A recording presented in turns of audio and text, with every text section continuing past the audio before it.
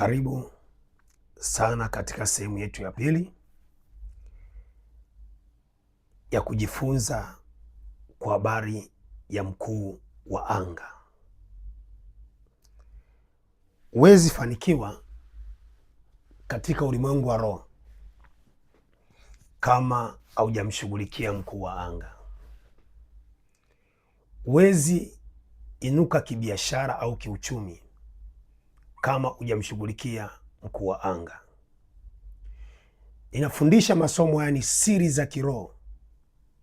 Ukizifanyia kazi utafanikiwa. Kuna watu wanajiuliza, kwa nini napambana sifanikiwi? Kwa nini napambana maisha yangu yanaharibika? Nakupa siri za kutoka katika maisha yako.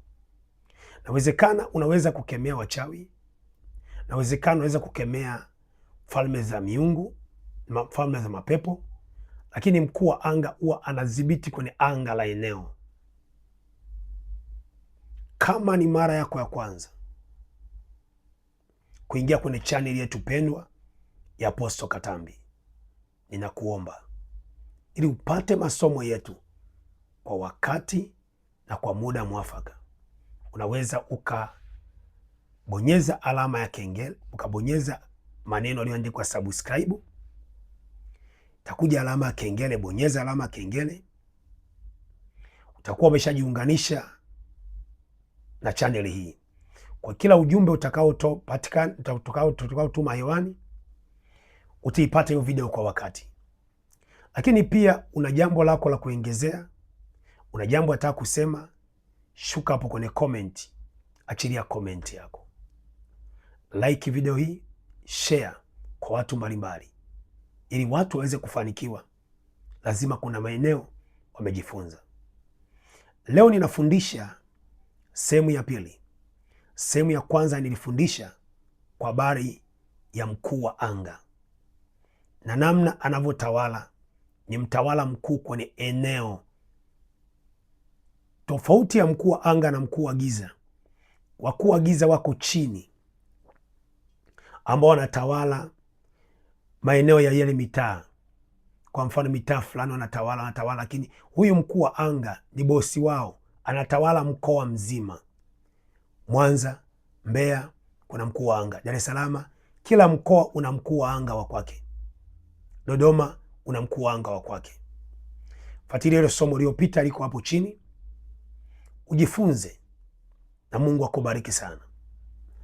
Leo nataka nifundishe namna silaha ambazo unaweza kumpiga nazo mkuu wa anga, au namna ya kuweza kumwangusha mkuu wa anga.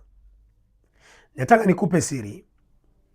Kumbuka, unavyompiga mkuu wa anga akashuka chini, maana yake akawa akutawali wewe tena, ndivyo wewe unavyofanikiwa. Kwa wale mapepo waliokuwa namzunguka, wale wachawi waliokuwa namzunguka, hawawezi kukufata tena. Kumbuka, huyu mkuu wa anga huwa anatawala kwenye anga.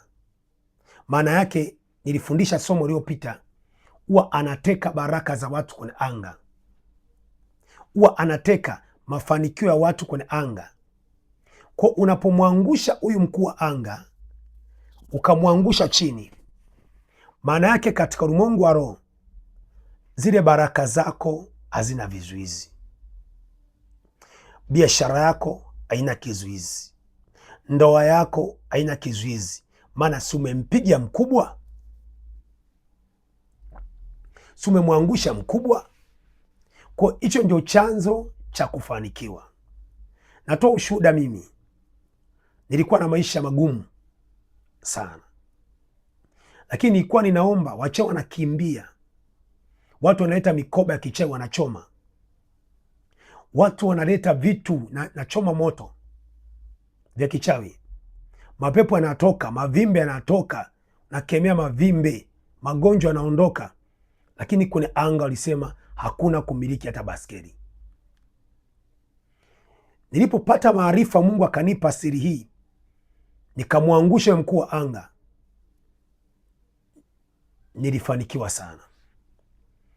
mambo alifunguka mpaka akasema ni mimi kweli? Nakupa siri, baraka zako zipo, mema yako yapo, mwangushe mkuu wa anga. Sasa moja kwa moja nitaanza kufundisha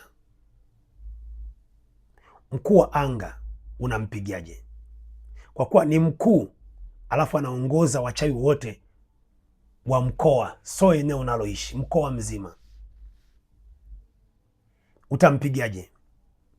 Na ana maagano mengi ya kutosha, na ndio maana wengi walijaribu kwenda kumpiga wakajikuta wameingia kwenye changamoto za magonjwa ya haraka, wakajikuta wameingia kwenye changamoto za kupata vita kazini, kupata vita kwenye familia, kupata vita kwenye ndoa, kupata vita kwenye uchumi, kwa sababu mkuu wa anga ana silaha, ana majeshi ambayo yako yamemzunguka. Kwa moja kwa moja unapoenda kupambana na mkuu wa anga, cha kwanza huwa ana kiti chake. Vitu vya kupiga kwa mkuu wa anga, cha kwanza ana kiti chake. Cha pili, ana pembe. Kiti kile kina sanamu ya mwanadamu. Cha pili, ana pembe, imebeba pembe. Ile aliyoibeba anakuwa nayo mkononi, ile imebeba mawasiliano yake ya kiroho, mawasiliano yake ya kiroho. Lakini mkuu wa anga huyu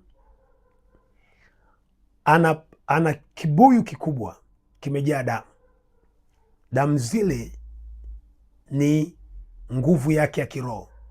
Damu za watu nazotoa, nguvu yake ya kiroho. Lakini mkuu wa anga huyu unaenda kupambana na yeye, ana madhabahu yake ambayo ni madhabahu ya njia panda, au ana madhabahu unaweza kaiweka chini ya maji au kwenye milima mikubwa, lakini haswa huwa anatumia madhabahu za njia panda. Anatafuta njia panda moja kwenye huo mkoa, alafu ile njia panda moja anaweka madhabahu. Soma Ezekieli sura 22, Ezekieli sura 22, usome pale. Mfalme wa Babeli akasimama kwenye madhabahu, akasimama kwenye njia panda akifanya falaki. Ezekieli sura 22, mfalme wa Babeli akasimama akifanya falaki, akiangalia maini. Biblia inasema akiagua, akiwa njia panda. Njia panda nyingi ni madhabahu za kichawi. Wanatafuta njia panda moja, wanakaa chini hapo kutengeneza kwamba madhabahu yao. Okay, ndio maana ajali nyingi huwa zinatokea njia panda. Okay, watu angalie ile andiko. Ndio maana ajali nyingi huwa zinatokea njia panda.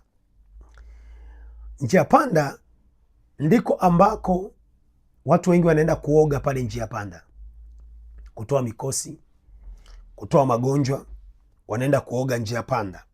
Umeshajiuliza kwa nini? Siri kikubwa ya wachawi, njia panda, wanatafuta njia panda moja, ndiko wanatengeneza madhabahu yao ya kukutania pale katika njia panda.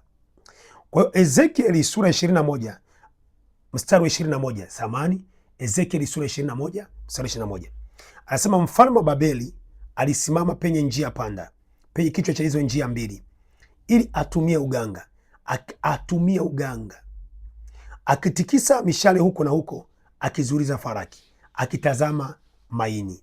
Katika mkono wake walikuwa na kura Yerusalemu, na kuviweka vyombo vya kubomolea, kufumba macho, kufumbua kinywa katika machinjo, na kuinua sauti yake kupiga kelele sana, na kusema vyombo vya kubomolea. Kwa tunaona anafanya uganga njia panda. Network ya kuzimu njia panda hii inahusika. wachawi wengi wanakutana njia panda. Sasa nini nataka nifundishe hapa? Kwamba mkuu wa anga ana madhabahu yake njia panda. Kwa unapoenda kupiga ufalme wa mkuu wa anga, lazima upige madhabahu zake. Sasa kabla haujampiga mkuu wa anga, kitu cha kwanza lazima utambue huyu mkuu wa anga ana silaha zake. Anaweza akakutumia silaha zake katika ulimwengu wa roho. Tofauti kuwa na vita alivyo navyo. Kwa cha kwanza, kabla unaenda kumshambulia mkuu wa anga, tumia Mathayo sura 18 mstari wa 18, kwamba jambo nitakaolifunga duniani litafungwa na mbinguni. Kwamba ninakufunga silaha zako zote, mkuu wa anga, katika ulimwengu wa roho. Ninafunga uwezo wako wote, mkuu wa anga, katika ulimwengu wa roho. Kwamba nakamata mamlaka ya kiroho kukufunga, mkuu wa anga, silaha zako zote katika ulimwengu wa roho, sawasawa na Mathayo sura 12. Maandiko yanasema, utaingiaje kwenye nyumba ya mwenye nguvu na kutoa mateka vitu vyake kabla hujamfunga kwanza mwenye nguvu na kutoa mateka vitu vyake? Wengi wanapoenda kupigana na mkuu wa anga huwa wanawahi kumshambulia kabla hujamfunga. Rafiki, utapata mashambulizi mpaka utashangaa. Ndio ile mtu unaenda unaomba, unatoka pale unaanza kuharisha, yeye ndo amekupiga, tumbo linakata. Unaomba, unatoka kwenye maombi, kichwa kinavuta, unaomba, unasikia kichomi bonge, unapigwa kichomi. Unaomba, unasikia mwili umepondwa, kwa sababu umemshambulia bila kumfunga huyu mkuu wa anga. Kwa cha kwanza lazima umfunge. Cha pili, lazima umkatie mawasiliano. Kumbuka, akiinua ile pembe juu, wachawi wote wanamuona ule mkoa. Wachawi wote ule mkoa wanasema tuna vita, bosi wetu anapigwa, wanakufuatilia wewe. Kwa kabla hajawasiliana wachawi wote ule mkoa, kamata pembe yake ya mawasiliano, ivunje kwa damu ya Yesu, ilipue kwa damu ya Yesu, kama ilivyoandikwa Ufunuo Yohana sura 12 mstari ule wa 11. Kama huko Mbeya, mkuu wa anga wa Mbeya, unalipua hiyo pembe yake. Kama huko Dar es Salaam, mkuu wa anga Dar es Salaam, unalipua hiyo pembe yake. Kama huko Mwanza au Arusha, hivyo hivyo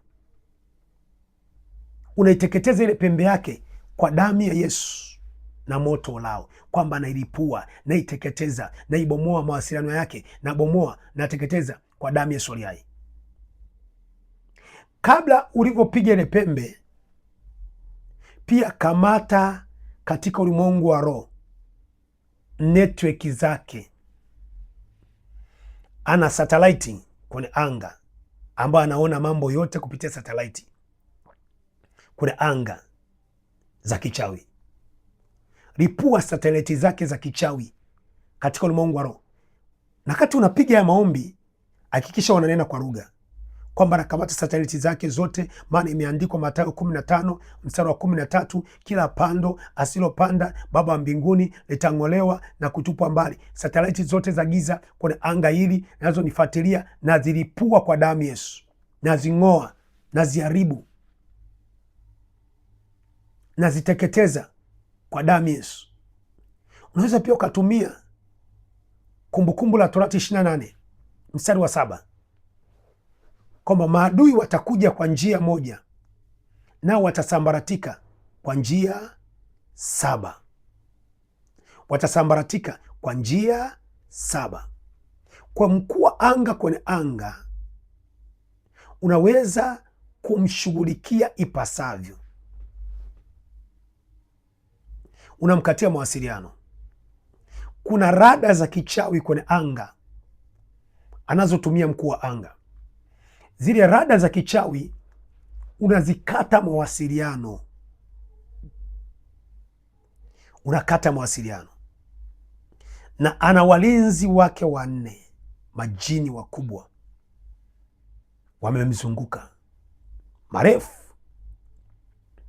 mabonge yale. Unatuma malaika, unapitisha upanga, unawalipua walinzi wake baada ya kumkatia mawasiliano. Unawafyeka walinzi wake baada ya kumkatia mawasiliano mkuu wa anga. Hizi ni siri za giza. Unamlipua kwa jina la Yesu walinzi wake. Ana meza ambayo ile meza imezungukwa na ile bodi yake sasa, ili kuwapa maagizo. Kwa unaanza kuvunjavunja wale waliomzunguka kwenye hiyo meza, unaanza kuwavunjavunja, unawaposua kwa jiwe kula pembeni, unawavunjavunja kwa jiwe kula pembeni, unawapondaponda kwa jiwe kula pembeni. Mkuu wa anga unamkatia mawasiliano. Baada ya hapo sasa unaanza kumshika mateka sasa, kwa sababu unapiga ule uwezo wake wa kiroho kwenye anga. Kumbuka vita vinapigana kwa nguvu ya kiroho. Kwa unapomdhibiti mkuu wa anga, piga uwezo wake wa kiroho, ile nguvu yake ya kiroho, ambao unapopiga nguvu yake ya kiroho unakuja kugusa kule kwenye ile kibuyu yake, ile nguvu yake ya kiroho aliyoipata, aliyopewa, unaiondoa kwa damu ya Yesu, unaiondoa kwa jina la Yesu, kwamba wewe mkuu wa anga wa ile eneo, uwezo wako wa rohoni inauondoa kwa damu ya Yesu, na uvunja kwa damu ya Yesu, na usambaratisha kwa damu ya Yesu, na ubomoa kwa damu ya Yesu. Unamtumia malaika wa vita. Ikiwezekana muinulia malaika Mikaeli aende amkamate, amfunge. Unampasua ulimwengu. Kumbuka mkuu wa anga ndio chini yake ndio kuna manabii wa uongo. Mkuu wa anga ndio anaendesha manabii wa uongo wote.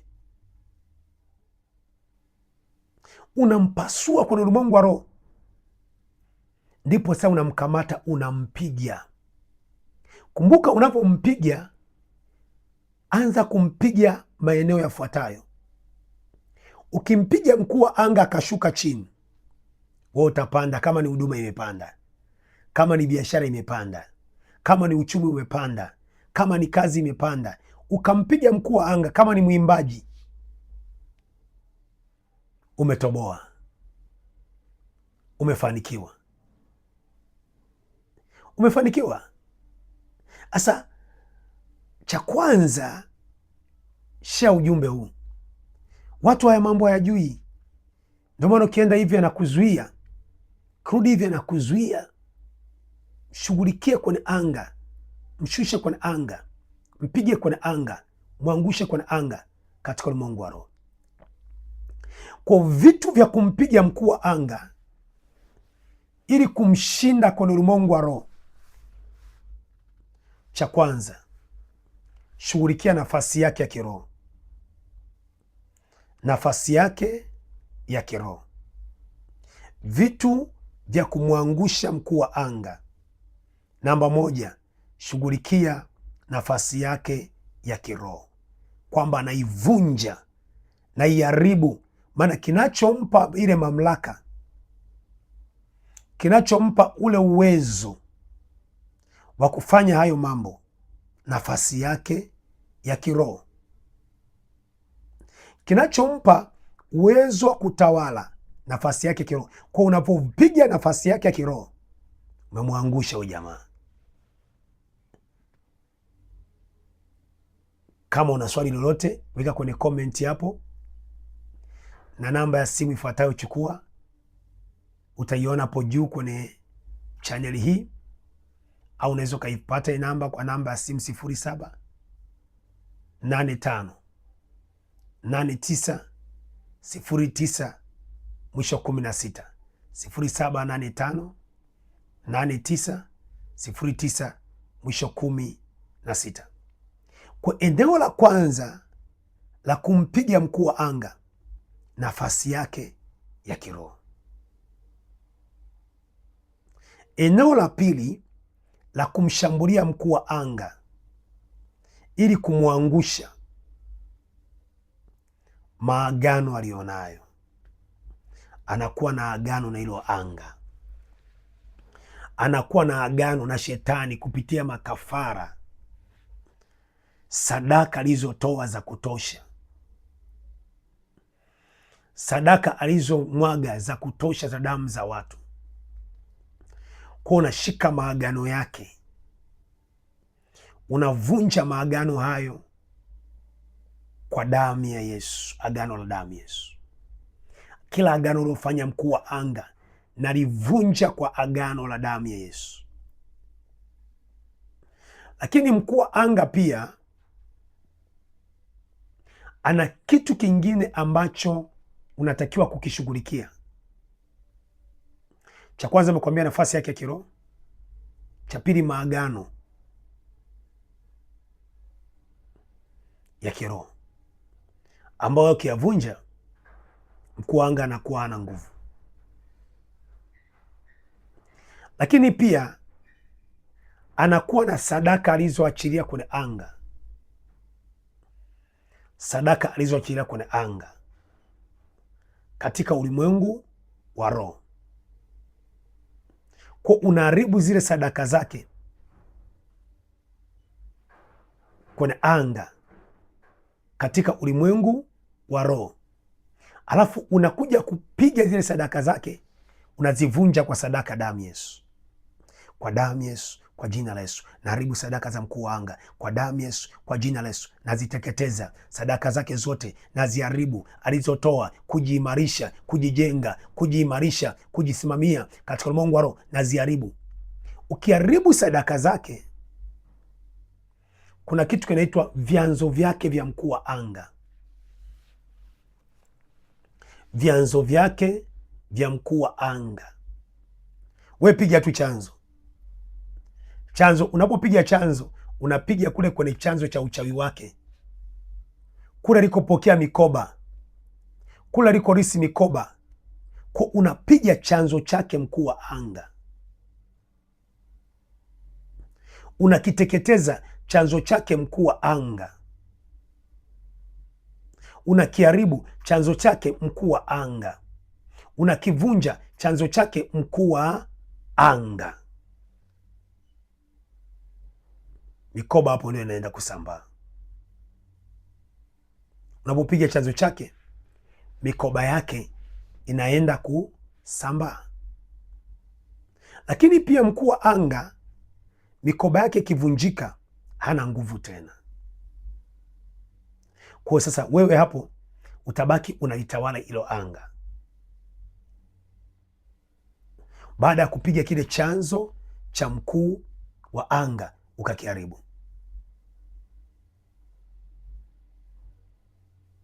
katika ulimwengu wa roho unapiga tena ishara zake anazotumia. Ishara zake anazotumia unaangamiza ishara, anatumia ishara. Huyu mkuu anga ni mpumbavu sana, mpumbavu sana huyu. Unaweza kaandaa mkutano, ndo analetaga mvua kwenye mkutano. Huyu unaweza ukakaa ukafuatilia, anakukijasha kama mvua, anakutumia radi, anatumiaga radi. Na wakati mwingine anaposafiri huwa anaenda kwa kimbunga, anaendaga kwa kimbunga, anakimbiaga kwa upepo ule, upepo anaweza kasafiri kwenda mpaka jangwani kufanya vita na mwingine. Ni mpumbavu sana huyu. Huna kumpiga ili ufanikiwe. Ndio maana usifanye mchezo. Danieli alikuwa ni muombaji eti. Danieli alikuwa ni muombaji, lakini ngome ilimzuia majibu yake. Sasa ili umshinde mkuu wa anga, haribu madhabahu zake, vunja madhabahu zake, bomoa madhabahu zake. Baada ya kumpiga, wakati unampiga, si umjui jina lake, unasema tu mkuu wa anga anaanzia herufi A mpaka Z. Unakuwa tunazitaja mwana herufi A, mwana herufi B, mwana herufi C, mwana herufi Z, mwana herufi E, mwana herufi ngapi? Piga, piga, piga, bomoa, vunja. Unataja zile herufi tu. Kula na anakula kichapo. Baada ya kumpiga, mfunge, mvunje vunje kwa jiwe kula pembeni. Mteketeze kwa moto wa damu ya Yesu. Mweke chini ya miguu yako. Baada ya kumpiga, unasema na kuweka chini ya miguu yangu, na kuweka chini ya miguu yangu.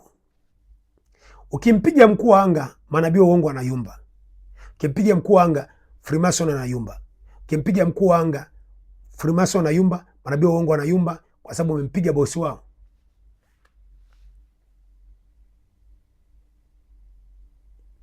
Nifuatilie somo lijalo. Tafundisha silaha unazoweza kutumia kumwangusha mkuu wa anga kwenye maombi. Silaha unazoweza kutumia kumpasua mkuu wa anga kwenye maombi na kuomba. Share ujumbe huu. Mambo yanatesa watu wengi sana. Share ujumbe huu na kuomba. Kama ni mara yako ya kwanza, subscribe channel hii.